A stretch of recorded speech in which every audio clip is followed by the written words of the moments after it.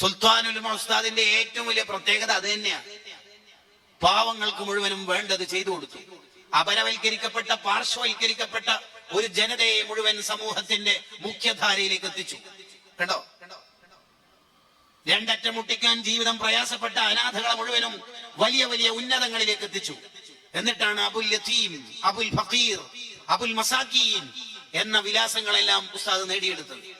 ഉന്നതങ്ങളുടെ എല്ലാത്തിന്റെയും പിന്നിലുള്ള പിന്നാമ്പുറങ്ങൾ എടുത്ത് പരിശോധിച്ചാൽ പഴയ കാലത്ത് കുന്നമംഗലം അങ്ങാടിയിലൂടെ തുർക്കിയ യതീംഖാനയിലെ മക്കൾക്ക് തിന്നാനില്ലാത്ത കാലത്ത് അരിയും പയറിനും വേണ്ടി കഷ്ടപ്പെട്ട് ഓരോ ഷോപ്പുകളിൽ കയറി ഇറങ്ങിയ കാലമുണ്ടായിരുന്നു സുൽത്താനുൽ ഉലമ ഉസ്താദിന്.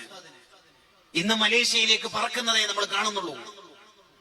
ഈ കാലം കൊണ്ട് 12,000-ത്തിലധികം സഖാഫിമാരെ വളർത്തിയെടുത്തില്ലേ? 10,000-കണക്കിന് മക്കൾക്ക് വേണ്ടത് മുഴുവനും ചെയ്തു കൊടുത്ത് റിഫായി ഷേഖിനെ കുറിച്ച് ചരിത്രം പറഞ്ഞ പോലെ അനാഥകൾക്ക് സ്നേഹനിധിയായ ഉപ്പയായ റിഫായി ഷേഖിനെ പരിചയപ്പെടുത്തുന്നുണ്ട് ചരിത്രത്തിൽ. സമാനമായി നമ്മുടെ കാലത്ത് ജീവിക്കുന്ന ഉസ്താദല്ലേ നമ്മുടെ ഉസ്താദ്. അള്ളാഹു അവിടുത്തെ ആഫിയത്തുള്ള ദീർഘായുസ് നൽകുമാറാവട്ടെ.